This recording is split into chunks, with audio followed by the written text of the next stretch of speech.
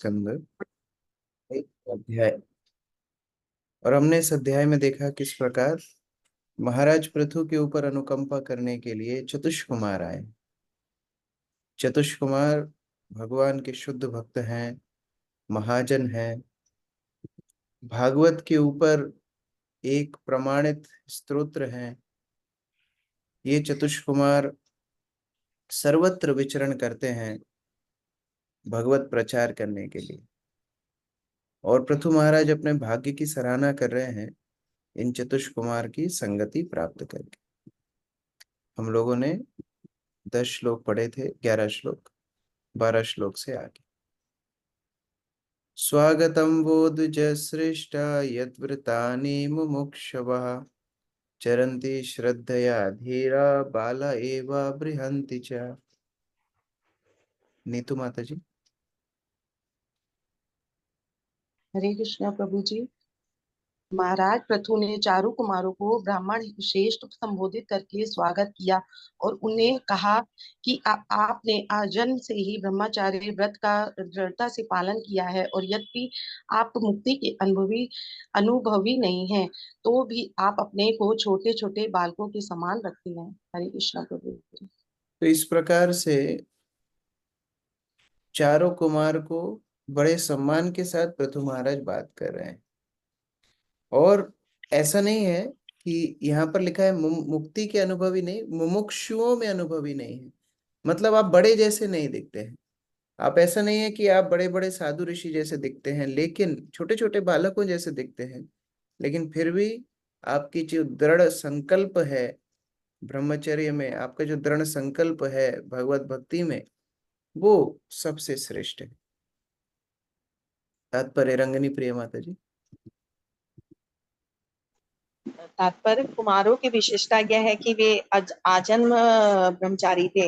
उन्होंने अपने आप को 4-5 वर्ष के बालकों की भांति रखा, क्योंकि तरुण होने पर इंद्रियां कभी कभी विचलित होती हैं और ब्रह्मचर्य धारण कर पाना कठिन हो जाता है। अतः कुमार जानबूझकर बालक बने रहे, क्योंकि बाल्यकाल में इंद्रियां कभी भी वासना से विचलित नहीं होती। कुमारों के जीवन की यही विशेषता थी और इसलिए महाराज पृथु ने उन्हें ब्राह्मण श्रेष्ठ कहकर संबोधित किया है। ये कुमार न केवल ब्राह्मण श्रेष्ठ ब्रह्मा के संतान थे, वहां उन्हें यहाँ पर द्विज श्रेष्ठ ब्राह्मणों में श्रेष्ठ कहकर संबोधित किया गया है, क्योंकि वे वैष्णव भी थे। जैसा कि हम पहले कह चुके हैं, इनका अपना संप्रदाय है और वह निम्बार्क संप्रदाय के रूप में आज भी चल रहा है। वैष्णव आचार्य के 4 संप्रदायों में से निम्बार्क संप्रदाय भी एक है। महाराज पृथु ने कुमारों की स्थिति की विशेष रूप से प्रशंसा की, क्योंकि वे आजन्म ब्रह्मचर्य व्रत का पालन कर रहे थे। किंतु राजा ने कुमारों को वैष्णव श्रेष्ठ कहकर संबोधित किया, जिससे वैष्णववाद के प्रति उनकी अत्यधिक रुचि प्रकट होती है। दूसरे शब्दों में प्रत्येक व्यक्ति को चाहिए कि वे वैष्णव के जन्म पर विचार किए बिना उसका सत्कार करें। वैष्णवे जाति बुद्धि, वैष्णव के जन्म पर विचार नहीं किया जाना चाहिए। वैष्णव सदैव ब्राह्मणों में श्रेष्ठ होता है। अतः प्रत्येक व्यक्ति को चाहिए कि वह वैष्णव का आदर न केवल ब्राह्मण के रूप में अपितु सर्वश्रेष्ठ ब्राह्मण के रूप में करे। हरे कृष्ण प्रभु। कितनी बार प्रभुपाद ये चेतावनी दे रहे हैं। कल भी हमने कई तात्पर्यों में देखा, आज भी हम देख रहे हैं प्रभुपाद बार बार चेतावनी दे रहे हैं, वैष्णवों को कभी भी भौतिक दृष्टि से दर्शन नहीं करना चाहिए। उनकी आध्यात्मिक स्थिति हमेशा भौतिक जो भी हो, छोटे हैं बड़े हैं, किसी भी जाति में उनका जन्म हुआ है, जो भी है, वैष्णव वर्णाश्रम स्थिति से ऊपर है। कश्चिन कुशलम नाथ इंद्रियार्थ अर्थवेदिनाम व्यसनावापे एतस्मिन् पतितानां स्वकर्मभिः। अंकित प्रभु। पृथु महाराज ने मुनियों से ऐसे व्यक्तियों के विषय में पूछा जो अपने पूर्व कर्मों के कारण इस विपत्तिमय संसार में फंसे हुए हैं। क्या ऐसे व्यक्तियों को, जिनका एकमात्र लक्ष्य इंद्रिय तृप्ति है, सौभाग्य प्राप्त हो सकता है? हरे कृष्ण। जब भक्त लोगों से हम मिलते हैं तो क्या प्रश्न होने चाहिए, वो यहाँ पर है। हम लोग भक्तों से पूछते हैं, और प्रभु जी बताइए आप कैसे। अरे वो तो अच्छे हैं ही, भक्त लोग तो भगवान के आश्रय में हैं ही, उनके हालचाल पूछने की आवश्यकता हमको नहीं है। हमको उनसे भगवत संबंधी प्रश्न पूछना चाहिए। कैसे हम आध्यात्मिक उन्नति कर सके, ये प्रश्न पूछना चाहिए। नहीं तो अपना समय व्यर्थ कर रहे हैं हम, और सामने वाले भक्त का भी समय व्यर्थ कर रहे हैं। जब भक्त मिलते हैं तो चर्चा क्या होना चाहिए? भगवत संबंधी चर्चा होना चाहिए। यहाँ पर पृथु महाराज पूछ रहे हैं कैसे व्यक्ति संसार से मुक्त हो पाएगा, कैसे? ऐसा लगता है कि इंद्रियों ने जकड़ के रखा हुआ है, कर्मों ने जकड़ के रख रखा है, कैसे उनसे हम बाहर निकल सकते हैं? तात्पर्य अमित प्रभु। तात्पर्य, महाराज पृथु ने कुमारों से उनका कुशल नहीं पूछा, क्योंकि वे अपने ब्रह्मचारी जीवन के कारण सदैव कल्याणकारी हैं। चूंकि वे सदैव मुक्ति पथ के गामी हैं, अतः उन्हें उनके अकुशल होने का कोई प्रश्न ही नहीं उठता। दूसरे शब्दों में, जो ब्राह्मण तथा वैष्णव जन आध्यात्मिक उन्नति के पथ पर दृढ़ता से चलते हैं, वे सदैव भाग्यशाली होते हैं। महाराज पृथु ने तो अपने निमित्त यह प्रश्न पूछा था, क्योंकि वे गृहस्थ की स्थिति में थे और राज्याधिकारी थे। राजा लोग केवल विषय सुख में मग्न रहने वाले गृहस्थ ही नहीं होते, अपितु उन्हें कभी कभी पशुओं का शिकार भी करना पड़ता है, क्योंकि उन्हें वध करने की कला का अभ्यास करना होता है, अन्यथा उनके लिए अपने शत्रुओं से युद्ध करना मुश्किल हो जाए। ये बातें शुभ नहीं है। क्षत्रियो को 4 प्रकार के पाप कर्मों की छूट है। अवैध संभोग के लिए स्त्री से संगति, मांसाहार, मादक द्रव्य सेवन तथा धूर्त कीड़ा। राजनीतिक कारणों से उन्हें कभी कभी ये पाप कर्म करने होते हैं। क्षत्रिय कभी ध्रुव कीड़ा से कतराते नहीं। इसका ज्वलंत प्रमाण पांडवों का है। जब दुर्योधन ने पांडवों को ध्रुव कीड़ा के लिए अपना राज्य दांव पर लगाने हेतु ललकारा, तो वे उससे इनकार नहीं कर सके, और उसी ध्रुव कीड़ा की वजह से उन्होंने अपना सारा राजपाट खो दिया और उनकी पत्नी का भी अपमान हुआ। इसी प्रकार यदि विरोधी पक्ष ललकारे तो क्षत्रिय युद्ध करने से मुख नहीं मोड़ सकते। अतः इन सब तथ्यों पर विचार करते हुए महाराज पृथु ने पूछा कि क्या कोई शुभ मार्ग है? गृहस्थ जीवन तो अशुभ है, क्योंकि गृहस्थ का अर्थ ही है इंद्रिय तृप्ति का विचार, और जो ही इंद्रिय तृप्ति हो जाती है, वैसे ही मनुष्य की स्थिति संकट में पड़ जाती है। यह भौतिक जगत पग पग पर विपदाग्रस्त है। पदम पदम यद विपदाम न तेषाम। श्रीमद् भागवतम स्कंद 10 अध्याय 14 श्लोक संख्या 58। इस भौतिक संसार में प्रत्येक व्यक्ति इंद्र तृप्ति के लिए संघर्ष कर रहा है। इन सभी बातों को स्पष्ट करते हुए महाराज पृथु ने 4 कुमारों से इन पतित बद्ध जीवों के बारे में पूछा, जो अपने पिछले अशुभ कर्मों के कारण इस भौतिक संसार में दुख भोग रहे हैं। उनके शुभ आध्यात्मिक जीवन की कोई संभावना है? इस श्लोक में इंद्रियार्थ अर्थ वेदीनाम शब्द अत्यंत महत्वपूर्ण है। इससे उन पुरुषों का संकेत मिलता है जिनका एकमात्र उद्देश्य इंद्रियों की तुष्टि है। इन्हें पतितानाम अर्थात पतित भी कहा गया है। केवल वही पुरुष उठा हुआ सिद्ध समझा जाता है जो इंद्र तृप्ति के समस्त कार्यों को रोक देता है। एक अन्य महत्वपूर्ण शब्द स्वकर्म भी है। मनुष्य अपने पिछले जन्म के बुरे कर्मों के कारण ही पतित होता है। प्रत्येक व्यक्ति अपने ही कर्मों के कारण अपनी पतित अवस्था के लिए उत्तरदायी होता है। जब इन कर्मों के स्थान पर भक्ति की जाती है तो शुभ जीवन का शुभारंभ होता है। हरे कृष्ण प्रभु जी। तो जब हम डॉक्टर के पास जाते हैं, डॉक्टर के पास जाके हम डॉक्टर के हालचाल नहीं पूछते हैं, और डॉक्टर साहब आप कैसे हैं, आपको बुखार उखार तो नहीं आया, आपको कोई दिक्कत तो नहीं है? डॉक्टर के हालचाल हम नहीं पूछते हैं। डॉक्टर को जाके हम अपनी समस्या बताते हैं कि हम ये समस्या में हैं, आप हमारी मदद कीजिए। तो भगवत भक्तों के पास जा करके उनसे ये आध्यात्मिक जिज्ञासा करना चाहिए कि हम जो कर्म बंधन में फंसे हुए हैं, इससे हम कैसे मुक्त हों, कैसे हम भगवत भक्ति में आगे बढ़े। हमें जो भी आध्यात्मिक मार्ग में चुनौतियां आ रही हैं, वो उनसे पूछना चाहिए। भवत्सु कुशला प्रश्न आत्मा रामेशु निश्यते, कुशला कुशला जत्र न संति मति वृत्तया। अक्रूर प्रभु। दंडवत प्रणाम प्रभु जी।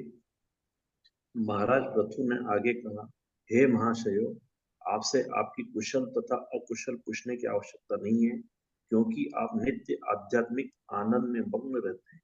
आप में कुशल तथा अकुशल की मानसिक वृत्तियां पाई ही नहीं जाती। तो 2 कारण हैं। एक तो जो सुख दुख मान अपमान सर्दी गर्मी से ऊपर उठ गया है, उससे क्या कुशल और अकुशल से पूछना, क्योंकि वो तो वैसे ही हमेशा ही भगवान के चिंतन में है। और दूसरा कि जो इतने पवित्र हों, पिछले तात्पर्यों में हम पढ़ रहे थे, तीर्थपादी करके भक्तों को संबोधित किया है, जो इतने पवित्र हों कि जहां खड़े हो जाएं वहीं तीर्थ हो जाए, तो उनकी उपस्थिति से कुशलता आ जाती है। ये पुराना गाना है ना, आने से जिसके आए बहार, भक्तों के लिए है वास्तव में। भगवान के भक्त जहाँ खड़े हो जाते हैं वहां कुशलता आ जाती है, फिर उनसे कुशलता कुशलता पूछने का क्या लाभ? तात्पर्य। जय माता जी। हरे कृष्ण। तात्पर्य श्री चैतन्य चरितमृत अंतिम में कहा गया है, द्वैते भद्रा भद ज्ञान सब मनोधर्म, एई भाल एई मंद एई सब भ्रम। इस भौतिक संसार में शुभ तथा अशुभ केवल मन के भ्रम है, क्योंकि ऐसी वस्तुएं भौतिक जगत के संपर्क के कारण ही विद्यमान है। यह आत्म माया कहलाती है। हम भौतिक प्रकृति द्वारा अपने आप को उसी प्रकार उत्पन्न मानते हैं जिस प्रकार की स्वप्न में हम अनेक वस्तुओं का अनुभव करते प्रतीत होते हैं। फिर भी आत्मा सदैव दिव्य होता है। भौतिक स्वरूप से उनके प्रच्छन्न होने का प्रश्न ही नहीं उठता। यह आवरण स्वप्न या सम्मोह सा होता है। श्रीमद् भगवद गीता में भी कहा गया है, संगात संजायते कामः। मात्र संगति से हम अनेक कृत्रिम आवश्यकताएं उत्पन्न कर सकते हैं। ध्यायतो विषयान पुंसः संगस्तेषु कुजायते। जब हम अपनी वास्तविक स्वाभाविक स्थिति को भुलाकर भौतिक वस्तुओं का उपभोग करना चाहते हैं, तो हमारी भौतिक इच्छाएं प्रकट होती हैं और हम अन्य प्रकार के भोग विलास के संपर्क में आते हैं। ज्यों ही भौतिक सुख की वृत्तियां उत्पन्न होती हैं, त्यों ही हमारी संगति के कारण उनको भोगने हेतु एक प्रकार की उत्सुकता जागृत होती है। और जब इस छंद भोग से हम सुखी नहीं होते, तो हमें दूसरा भ्रम उत्पन्न होता है, जिससे क्रोध कहा जाता है। और क्रोध के प्रकट होने से भ्रम और भी प्रबल हो जाता है। इस प्रकार हम मोहग्रस्त हो जाते हैं। तब हम भगवान श्री कृष्ण से अपने संबंध को भूलने लगते हैं, और कृष्ण भावना के नष्ट होने के कारण फलस्वरूप हमारी वास्तविक बुद्धि भ्रष्ट हो जाती है। इस प्रकार हम इस भौतिक जगत में उलझ जाते हैं। भगवत गीता में कहा गया है, क्रोधात् भवति सम्मोह, सम्मोहात् स्मृति विभ्रम, स्मृति भ्रंशात् बुद्धिनाशो, बुद्धिनाशात् प्रणश्यति। भौतिक संगति से हम अपनी आध्यात्मिक चेतना खो बैठते हैं। फलतः शुभ तथा अशुभ का प्रश्न उठता है। किंतु जो आत्माराम अर्थात स्वरूप सिद्ध हैं, वे ऐसे प्रश्नों से परे हैं। आत्माराम क्रमशः आध्यात्मिक आनंद में और अधिक उन्नति करते हुए पूर्ण पुरुषोत्तम भगवान की संगति को प्राप्त होते हैं। यही जीवन की पूर्णता है। प्रारंभ में कुमारगण स्वरूप प्रसिद्ध निर्विशेषवादी थे, किंतु उत्तरोत्तर वे परमेश्वर की व्यक्तिगत लीलाओं के प्रति आकृष्ट हुए। निष्कर्ष यह है कि जो भगवान की भक्तिमय सेवा में सदैव रत रहते हैं, उनके लिए शुभ तथा अशुभ की द्वैतता का प्रश्न ही नहीं उठता। अतः महाराज पृथु कुमारों के लिए नहीं, अपितु अपने लिए कुशलता की याचना कर रहे हैं। कितना महत्वपूर्ण सिद्धांत है। भौतिक संसार में शुभ और अशुभ दोनों ही अशुभ हैं। क्यों? कोई महत्वाकांक्षा, कोई इच्छा, कोई कार्य सिद्ध हो जाएगा तो आसक्ति बढ़ जाएगी, गर्व बढ़ जाएगा, अहंकार बढ़ जाएगा। और अगर कोई कार्य, कोई मनोकामना, कोई इच्छा पूरी नहीं होगी तो क्रोध बढ़ जाएगा, विलाप बढ़ जाएगा, शोक बढ़ जाएगा। दोनों ही स्थितियों में हमारा भौतिक बंधन बढ़ता ही चला जाए। इसलिए भौतिक संसार में शुभ और अशुभ दोनों ही अशुभ है। लेकिन आध्यात्मिक संसार में बाह्य स्थिति में दिख सकता है शुभ या अशुभ, लेकिन दोनों ही शुभ है। जैसे माता कुंती, पांडवों की माता कुंती भगवान को प्रार्थना करती है, भगवान विपदाएं भी आए तो भी अच्छी हैं। क्यों? क्योंकि विपदाओं में हमको आपकी संगति मिलती। तो अच्छे समय है वो भी भगवान की कृपा है, बुरे समय वो भी भगवान की कृपा है।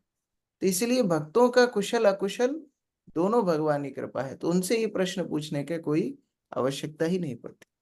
हाँ, प्रेमवश हम भक्तों से उनकी सेहत के बारे में कुछ पूछ सकते हैं, लेकिन मुख्य जो चर्चा होनी चाहिए वो भगवत संबंधी चर्चा होना चाहिए, ना कि दोनों बैठ के बस अपने अपने जीवन की कहानियां एक दूसरे को सुनाते रहे। वो चर्चा नहीं होनी चाहिए।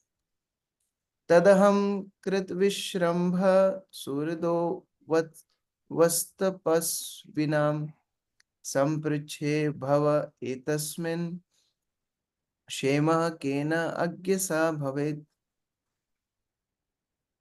शोभा माता जी।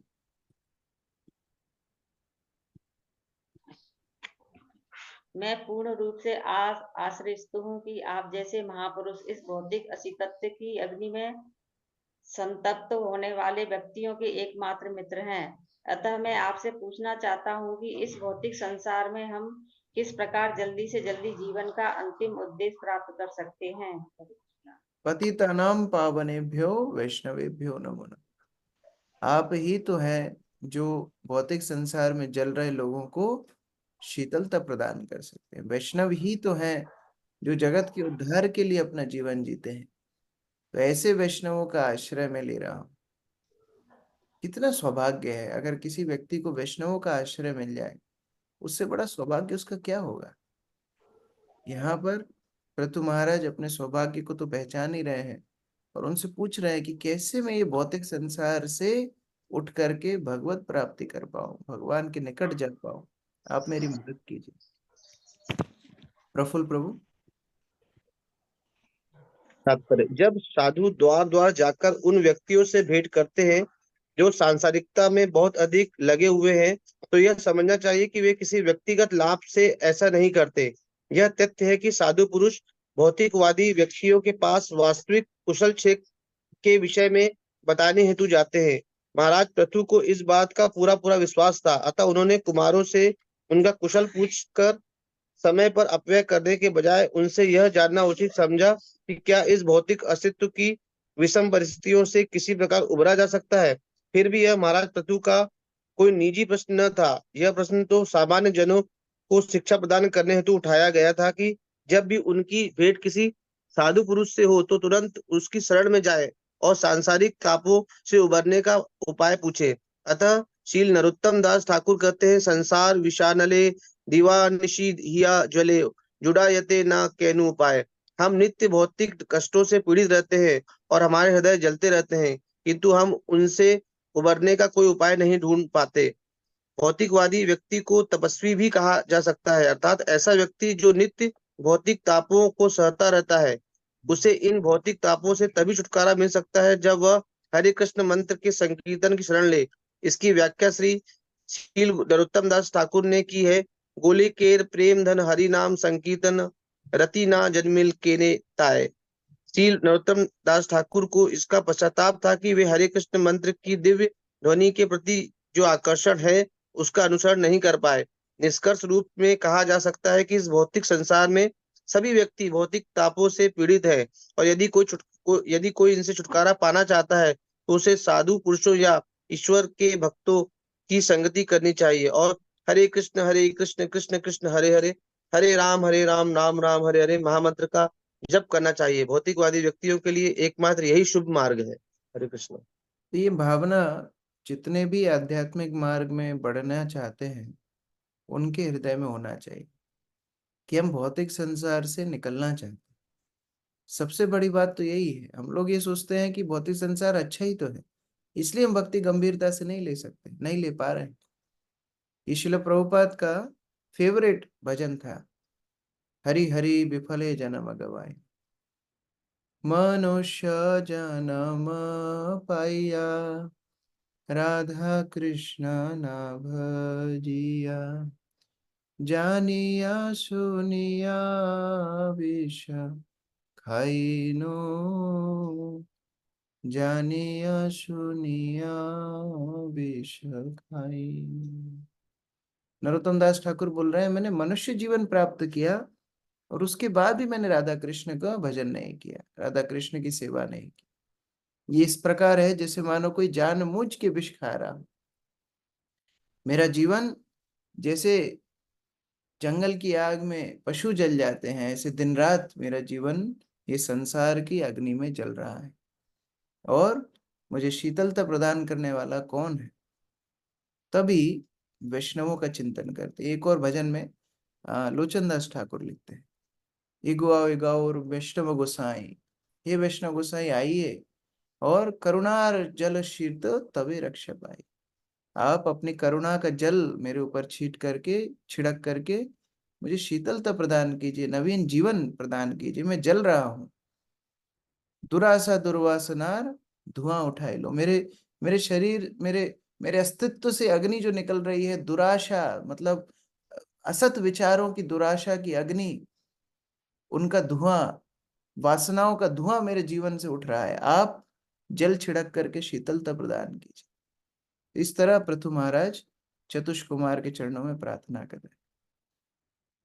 व्यक्तम आत्मवतात्मा भगवान आत्म भावना, स्वानाम अनुग्रहाय माम सिद्ध रूपी चरति अजा। सरिता माता जी। हरे कृष्ण प्रभु जी। धन्यवाद। भगवान अपने अंश रूप जीवों को ऊपर उठाने के लिए सतत इच्छुक रहते हैं और उन्हीं के विशेष लाभ हेतु सारे संसार में आप जैसे स्वरूप सिद्ध पुरुषों के रूप में भ्रमण करते रहते हैं। हरे कृष्ण। हाँ, तो भगवान की कृपा ही है। भगवान हमेशा चाहते हैं जीव का उद्धार हो। भगवान जीव से प्रेम करते हैं, जीव को कष्ट में नहीं देखना चाहते। इसलिए भगवान का हमेशा चिंतन क्या होता है, कैसे मैं इन जीवों को भक्ति में आगे बढ़ाऊं। और उसी के लिए वैष्णवों को भगवान हमारे जीवन में भेजते हैं। वैष्णव की उपस्थिति हमारे जीवन में मतलब भगवान का प्रत्यक्ष कृपा है। मनीषा माता जी पढ़िए। आध्यात्मवादियों के भिन्न भिन्न प्रकार हैं, यथा ज्ञानी अथवा निर्विशेषवादी, योगी तथा भगवत भक्त। किंतु चारों कुमार योगी तथा ज्ञानी पहले थे और भक्त बाद में। वे प्रारंभ में निर्विशेषवादी थे, किंतु बाद में भक्ति करने लगे, अतः वे आध्यात्मवादियों में सर्वश्रेष्ठ हैं। भक्त तो भगवान के प्रतिनिधि होते हैं और बद्ध जीवों को मूल चेतना तक लाने के लिए वे सारे संसार में विचरते रहते हैं तथा बद्ध जीवों को कृष्ण चेतना के विषय में उपदेश देते हैं। श्रेष्ठ भक्त आत्मवत कहलाते हैं, अर्थात जिन्हें परम आत्मा का पूरी तरह से बोध हो चुका है। भगवान प्रत्येक जीव के हृदय में परमात्मा के रूप में स्थित हैं और वे उसे कृष्ण चेतना, कृष्ण भावनामृत तक ऊपर उठाने का प्रयत्न करते हैं, अतः वे आत्म भावन कहलाते हैं।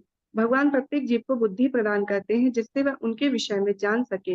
वे प्रत्येक व्यक्ति के सखा रूप में उनके पास उठते बैठते हैं और प्रत्येक जीवात्मा को उसके इच्छानुसार सुविधाएं प्रदान करते रहते हैं। भक्त सर्वश्रेष्ठ क्यों है? क्योंकि भक्त अपने स्वरूप को ही नहीं पहचानता है, उस पे काम भी करता है, इसलिए आत्मा भावन।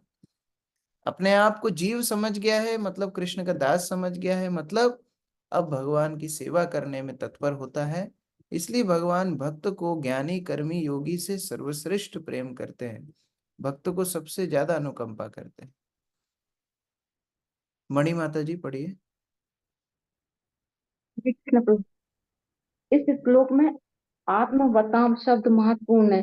भक्तों के तीन तीन भिन्न प्रकार होते हैं, कनिष्ठ अधिकारी, मध्यम अधिकारी तथा उत्तम अधिकारी, जो क्रमशः नव दीक्षित उपदेशक तथा महाभागवत अर्थात सिद्ध भक्त के लिए प्रयुक्त होते हैं। महाभागवत वह जो न केवल वेदों के पूर्ण ज्ञान से परिचित होता है, वरन वैदिक साक्ष्य के आधार पर अन्यों को भी आश्वस्त कर सकता है। महाभागवत अन्य जीवात्माओं को भी बिना भेदभाव के भगवान का अंश मानता है। मध्यम अधिकारी अर्थात उपदेशक जो शास्त्रों में पारंगत होता है और अन्यों को भी आश्वस्त कर सकता है, किंतु यह वह उपयुक्त तथा अनुपयुक्त में भेद करता है। कहने का तात्पर्य यह है कि वह आसुरी जीवात्माओं को तनिक भी परवाह नहीं करता। कनिष्ठ अधिकारी अर्थात नवदीक्षित शास्त्रों के विषय में अधिक नहीं जानता है, किंतु भगवान पर उसकी पूरी श्रद्धा होती है। ये चारों कुमार तो महाभागवत थे, क्योंकि परम सत्य का भली भांति विश्लेषण करने के बाद ही वे भक्त हुए थे। दूसरे शब्दों में उन्हें वैदिक सूत्र का पूरा पूरा ज्ञान था। भगवत गीता में भगवान ने इसकी पुष्टि की है कि भक्त तो अनेक हैं, किंतु जो वैदिक सूत्र में पारंगत होता है वह उन्हें सर्वाधिक प्रिय होता है। प्रत्येक व्यक्ति तीन प्रकार के भक्तों के बारे में यहाँ बताया जा रहा है। एक, कनिष्ठ अधिकारी। अब इनके कई विचार हैं, यहाँ पर प्रभुपाद अलग तरह से बता रहे हैं। कनिष्ठ अधिकारी वो है जो शास्त्र में निपुण नहीं है। थोड़ा कोई बाबा साधु की वीडियो आ जाएगी, वहां चला जाएगा। थोड़ा कोई समझा देगा कि अरे भगवान को क्या मानते हो, कर्म करो, तो वो वहां चला जाएगा। थोड़ा कोई समझा देगा कि अरे सभी तो ईश्वर है, तो वो मायावाद को फॉलो करने लगेगा। इस तरह कनिष्ठ अधिकारी, उसका विचार उतना शुद्ध नहीं है। लेकिन दूसरा मध्यम अधिकारी, उसका शास्त्र पे विश्वास है, लेकिन हो सकता है दूसरे जब तर्क करते हैं तो वो उत्तर नहीं दे पाता है। उसको ये तो पता है मैं सही कर रहा हूँ, लेकिन दूसरों को वो भक्ति में लाने में उतना सक्षम नहीं होता। तो वो क्या करता है, अपनी संगति बड़ी सोच विचार के रखता है। जो उसकी भक्ति मदद करे ऐसे लोगों के साथ रहता है, और जो भक्ति मदद ना करे उनसे थोड़ा दूर रहता है। थोड़ा ये भेद करता है। लेकिन जो महाभागवत होते हैं वो शास्त्र में निपुण है, सिद्धांत में निपुण है। उनके सामने कोई भी आ जाए वो उनको भगवत भक्त बनाने की क्षमता रखते हैं। ऐसे महाभागवत चतुष्क कुमारों के सामने पृथु महाराज प्रश्न कर रहे हैं। राधा वल्लभा माता जी पढ़िए।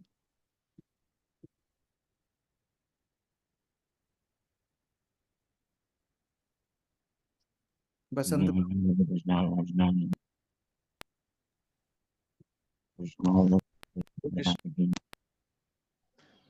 प्रत्येक व्यक्ति अपनी अपनी प्रवृत्ति के अनुसार उच्चतम पद तक उठना चाहता है।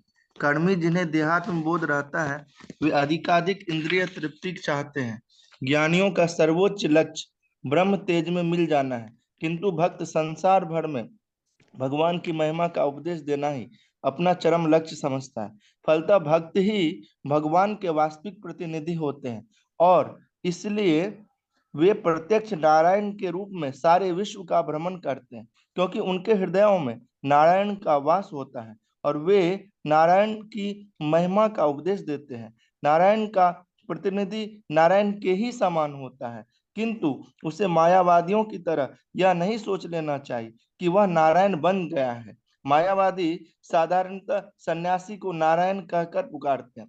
उनका विचार है कि मात्र सन्यास ग्रहण करने से मनुष्य नारायण के तुल्य या साक्षात नारायण बन जाता है, किंतु एक वैष्णव का निष्कर्ष इससे भिन्न होता है। जैसा कि श्री विश्वनाथ चक्रवर्ती ठाकुर ने कहा है, साक्षात धरित्वेन समस्त शास्त्र उक्तस्तथा भाव यत एव सद्भि किंतु प्रभोर प्रिय एव तस्य वंदे गुरो श्री चरणारविंदम। वैष्णव विचारधारा के अनुसार भक्त नारायण के ही समान होता है, इसलिए नहीं है कि वह नारायण बनना चाहता है, अपितु वह नारायण का परम विश्वस्त दास बनना चाहता है। ऐसे महापुरुष सामान्य लोगों के लाभ के हेतु गुरुओं का कार्य करते हैं। अतः जो गुरु नारायण की महिमा का गुणगान करता है उसे नारायण मानकर सब प्रकार से आदर देना चाहिए। हरे कृष्ण। ऐसे महाभागवत भक्त जिनको भगवान स्वयं दिशा निर्देश देते हैं, ऐसे परम भागवत जो हर किसी को भक्ति में लाने की क्षमता रखते हैं, ऐसे पारसमणि भक्तों को भगवत स्वरूप ही मानना चाहिए। उनके ऊपर भगवान की इतनी कृपा है, भगवान के साथ उनका इतना संबंध है कि उनको सेवा करना मतलब भगवान को सेवा करना। ऐसा नहीं कि वो भगवान बन गए हैं, लेकिन भगवान के साथ उनका इतना अंतरंग संबंध है कि उनको प्रसन्न करने से भगवान प्रसन्न हो जाएं। जैसे एनुअल फंक्शन में बच्चों को प्राइज मिलता है, माता पिता खुश होते हैं क्योंकि बच्चों के साथ माता पिता का संबंध उतना गहरा है। उसी तरह यहाँ साधु जो महाभागवत भक्त हैं, उनकी प्रसन्नता से भगवान प्रसन्न हो जाते। तो इस तरह पृथु महाराज के प्रश्न यहाँ समाप्त हुआ। मैत्रेय उवाच प्रथो तत्सुक्तम् आकर्ण्य सारं सृष्टमितं मधु संयमाना इव प्रीत्या कुमारः प्रत्युवाचः। विनोद प्रभु पढ़ी। श्री मैत्रेय मुनि ने आगे कहा, इस प्रकार ब्रह्मचारियों में श्रेष्ठ सनत कुमार महाराज पृथु की अत्यंत सार गर्भित युक्त तथा श्रुत मधुर सुस्पष्ट वाणी सुनकर अत्यंत प्रसन्न होकर हंसे और कहने लगे। हरे कृष्ण। इस प्रकार जब कोई गंभीर प्रश्न करता है तो स्वभावतः ही गुरु बड़े प्रसन्न होते हैं। गुरु शिष्य की गंभीरता को देख करके प्रसन्न होते हैं, उसकी विनम्रता को देख करके प्रसन्न होते हैं। इस प्रकार चतुष कुमार बड़े प्रसन्न हुए और प्रसन्न चित्त उत्तर देना शुरू कर रहे हैं। राधा वल्लभा माता जी पढ़िए तात्पर्य।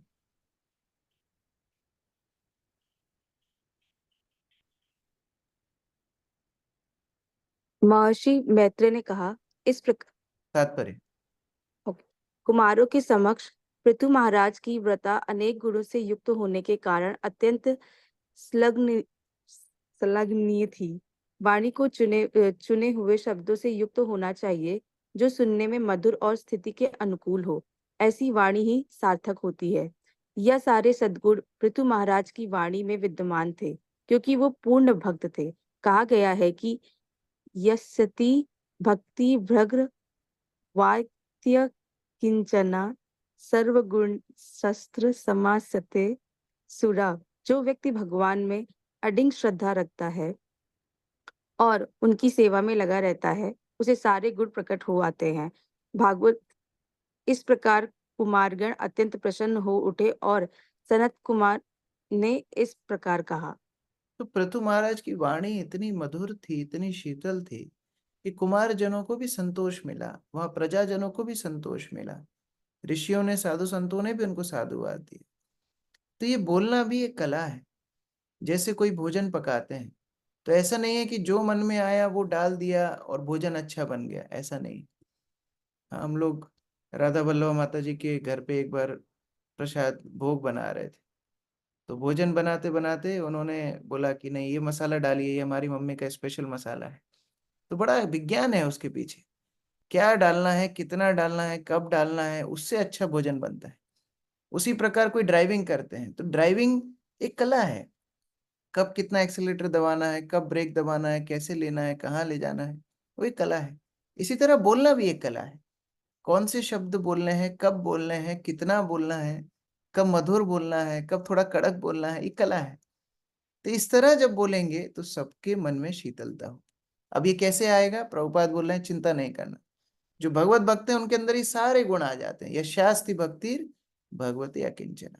जो अच्छे से भक्ति करेंगे उनके अंदर सारे गुण भगवान अपने आप समाहित कर देंगे, और उनकी उपस्थिति से सारे संसार को कल्याण होगा।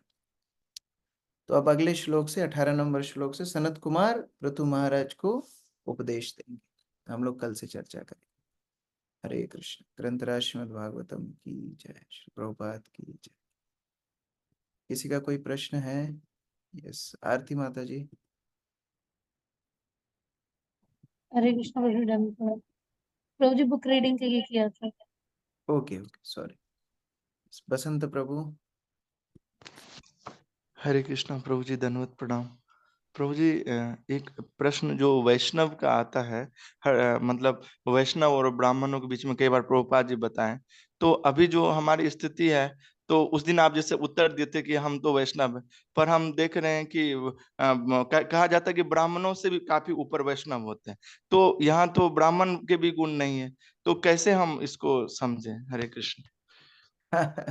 जैसे मानो ब्राह्मण के भी गुण नहीं है, वैष्णव के भी गुण नहीं है, लेकिन ब्राह्मणों से उच्च है वैष्णव। तो तैयारी किसकी करेंगे? मानो किसी का एडमिशन आईआईटी में नहीं हुआ है, और उसका एडमिशन ये लोकल कॉलेज में भी नहीं हुआ है, अभी वो 12th में है। तो तैयारी किसकी करेगा? पहले लोकल कॉलेज की करेगा, फिर आईआईटी की करेगा, कि डायरेक्ट आईआईटी की करेगा? आप तो आईआईटी पढ़ाते हैं, आईआईटी। आईआईटी की करेगा। तो उसी तरह ब्राह्मण के गुण भी नहीं है, वैष्णव के भी गुण नहीं है, लेकिन अब तैयारी किसकी करना है? किसकी तैयारी करना है? वैष्णव। वैष्णव बनने की तैयारी करना है। जब वैष्णव बनेंगे, एक वैष्णव के अंदर करोड़ों करोड़ों ब्राह्मण समाहित होते हैं। ये वैष्णव बनने का फल है। वैष्णव तो स्वतः ही ब्राह्मण है, लेकिन ब्राह्मण वैष्णव है ये जरूरी नहीं है। इसीलिए हमारा तैयारी होना चाहिए भगवत भक्त बनने का। आज हम वैष्णव नहीं है, लेकिन गुरु वैष्णव कृपा से हम तैयारी करते रहेंगे, हम प्रयास करते रहेंगे। उन्हीं कृपा से एक ना एक दिन भगवत भक्त बन ही जाए। Thank you so much. Hare Krishna. Yes, Akrur प्रभु। हरे कृष्णा प्रभु, धन्यवाद प्रभु जी। श्रीमद् भागवतम या श्रीमद् भगवत गीता जो बोलते हैं, ये श्रीमद् जो है लक्ष्मी जी के ऐश्वर्य को बताया जाता है, या श्री ऐश्वर्य श्री वास्तव में श्रीमती राधा रानी का नाम है, श्री राधा रानी का नाम, और वही राधा रानी का विस्तार लक्ष्मी जी है, इसलिए लक्ष्मी जी को भी श्री बोला जाता है। और वही राधा रानी क्योंकि बहुत सुंदर है, जो मदन मोहन को भी आकर्षित करती हैं, इसलिए सुंदरता को भी श्री बोला जाता है। और लक्ष्मी क्योंकि धन की देवी है, कई बार संपदा को भी श्री बोला जाता है। तो इस प्रकार श्री के कई अर्थ हैं। तो जब हम वैष्णव आचार्यों के नाम के आगे श्री श्रीमद लगाते हैं, इसका मतलब राधा रानी की कृपा पात्र है। भागवत के आगे जहाँ श्रीमद लगा है, इसका मतलब है ये भागवत राधा रानी का ग्रंथ है, और ये सुंदर ग्रंथ है। श्रीमद भागवत मतलब ब्यूटीफुल भागवत, ये सुंदर ग्रंथ है। भगवत कथा सुंदर होती है, तो उस तरह श्री के अर्थ है। प्रभु जी, श्रीमद पूरा एक शब्द है या श्री मद मद अलग है, या मद का मतलब? श्रीमद एक ही शब्द है। श्रीमद मतलब श्री युक्त, जैसे हम बोलते हैं ना मद मद इस तरह श्रीमद मतलब श्री युक्त, मतलब सुंदर।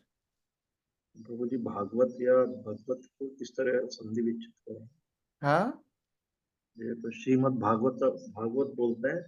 भागवत शब्द को कैसे संधि विच्छेद करें? भागवत भागवत मतलब भगवत संबंधी, भागवत यानी भगवत संबंधी। भगवान को भगवान भगवान बोलते हैं, भगवत मतलब भगवत स्वरूप, और भागवत मतलब भगवान से संबंधित। भगवत मतलब भगवान के द्वारा, भागवत मतलब भगवत संबंधित। तो भगवान ने जो गीत बोला है वो भगवत संबंधित है, तो भगवत गीता, और भगवान के विषय में भागवत, तो ये थोड़ा सा अंतर है। भगवत मतलब भगवान का स्वरूप, जो गीता है भगवान के मुख से निकली है, और भागवत मतलब भगवान के बारे में, तो वो आ की मात्रा आ जाती भागवत। जैसे हाँ, हम लोग बोलते हैं बदरायण बादरायण। बदरायण मतलब व्यासदेव, बादरायण मतलब व्यासदेव से आने वाले बादरायण मतलब सुखदेव गोस्वामी। आ की मात्रा मतलब उनसे संबंधित। तो भगवत गीता मतलब भगवान का गीत, भगवत गीता भगवान का गीत। भागवत मतलब भगवान से संबंधित, मतलब भगवान की कथा, तो वो भागवत। ये अंतर है भगवत और भागवत। थैंक यू प्रभु जी। हरे कृष्ण। धन्यवाद। प्रणाम। अंशु माता जी। हरे कृष्णा प्रभु जी, दंडवत प्रणाम। धन्यवाद प्रणाम। यस प्रभु जी, मेरा प्रश्न ये है कि जैसे हम अभी दीक्षित तो है नहीं, ठीक है, आज साधक वो भी नहीं, साधक भी नहीं बोल सकते खुद को, सिर्फ प्रयास ही कर रहे हैं, लेकिन हम ना भौतिक जगत से एसोसिएट कर पाते हैं, ना हम आध्यात्मिक जगत में, वो भाव नहीं है जितना होना चाहिए। तो कैसे अपनी स्थिति को हम और इम्प्रूव करें कि अपने आप को हम मेंटली ये बोल सके कि हाँ we are in one side. दीक्षा से भगवत भक्ति का लेना देना है नहीं। दीक्षा केवल समर्पण के लिए है। दीक्षा पुरस्चर्य विधि उपेक्षा ना करे। ये हरिनाम इतना शक्तिशाली है, ये दीक्षा की उपेक्षा नहीं कर रहा है। तो हम ये सोच के ना बैठे अरे मेरी दीक्षा होगी तब मैं एक तरफ होऊंगा, नहीं, आप ऑलरेडी एक तरफ हैं, आप ऑलरेडी भगवान की साइड हैं। आप जो भगवान का नाम जप कर रहे हैं, भागवत पाठ कर रहे हैं, आप प्रमाणित गुरु के सानिध्य में हैं, इस्कॉन मतलब प्रभुपाद का आश्रय, तो आप पहले से ही एक साइड है। अभी भौतिक संसार में मन वैसे ही नहीं लगने वाला है। अमरिंदर प्रभु बोलते हैं ये भगवत भक्ति अंडरवर्ल्ड की तरह है।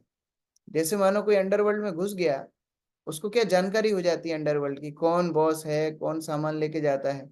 अब वो बाहर नहीं निकल सकता। क्यों? अब वो बाहर जाएगा तो सबकी पोल खोल देगा। तो अंडरवर्ल्ड से उसको कभी बाहर नहीं जाने देते हैं। अगर वो बाहर जाने की कोशिश करता है उसको खत्म कर देते हैं। उसी तरह जो एक बार भक्ति में अंदर घुस गया, अब उसके पास बहुत इंफॉर्मेशन हो गई, भगवान कौन है, जीव कौन है, क्या करना है क्या नहीं करना है। अब वो भौतिक संसार में जा ही नहीं सकता। अब वो जाएगा तो इंद्र तृप्ति कर ही नहीं पाएगा। आप 4 नियम तोड़ेंगे, आपका मन अंदर से आपको काटेगा। आप हरिनाम छोड़ेंगे, अंदर से मन आपका काटेगा।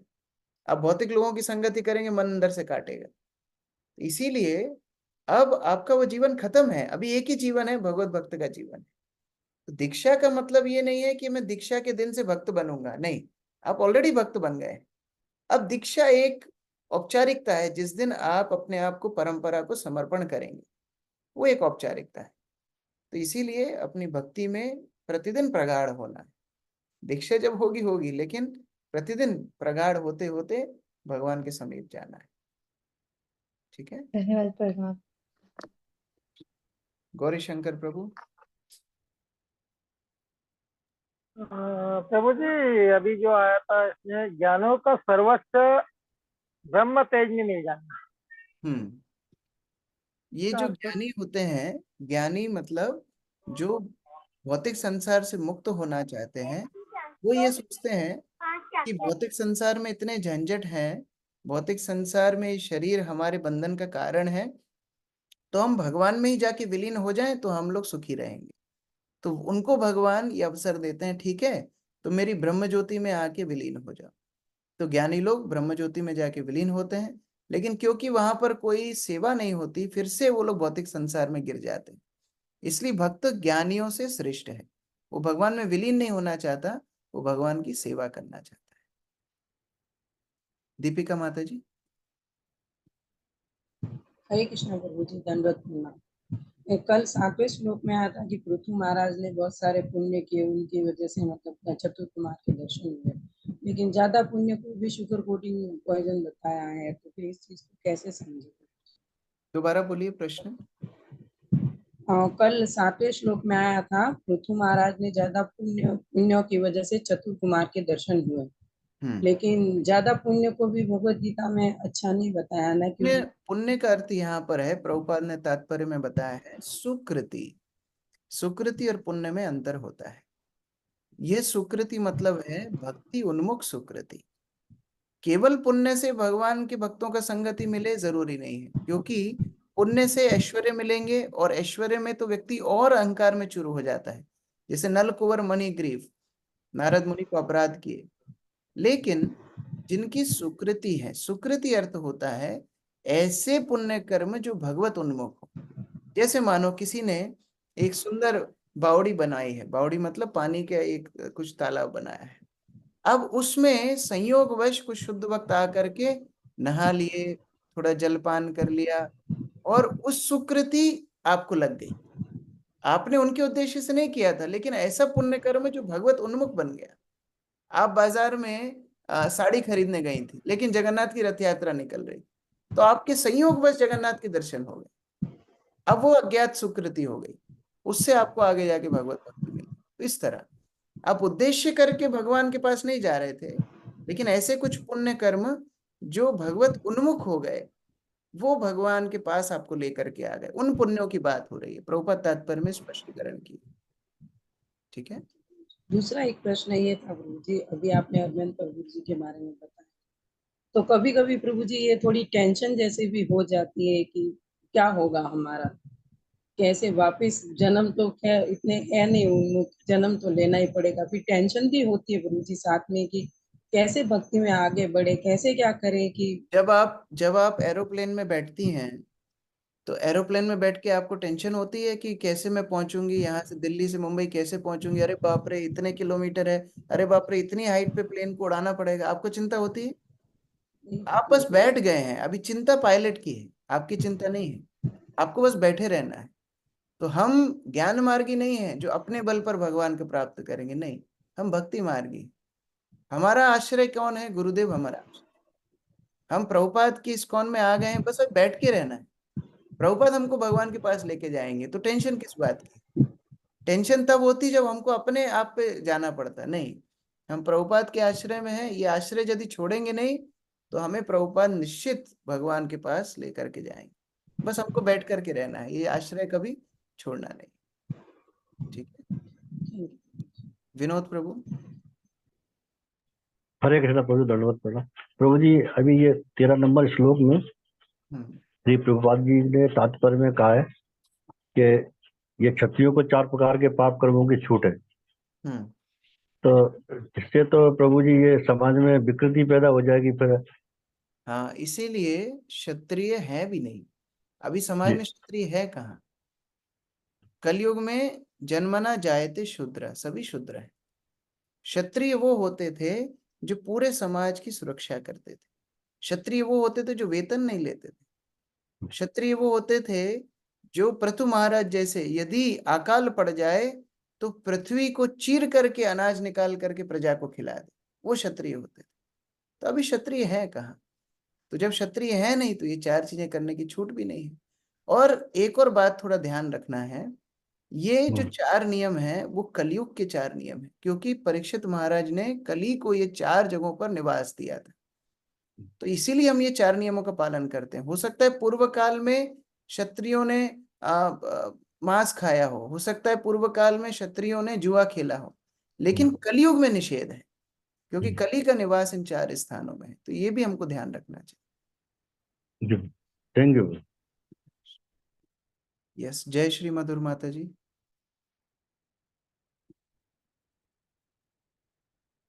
हरे कृष्ण प्रभु जी, दंडवत प्रणाम। धन्यवाद प्रभु जी, मेरा प्रश्न ये है, जैसे वैष्णव में, एक वैष्णव में आप बता रहे हैं कि 1000 से भी ज्यादा ब्राह्मणों के गुण होते हैं, तो अगर कोई वैष्णव बनता है तो वो स्वतः ही ब्राह्मण कहला जाता है।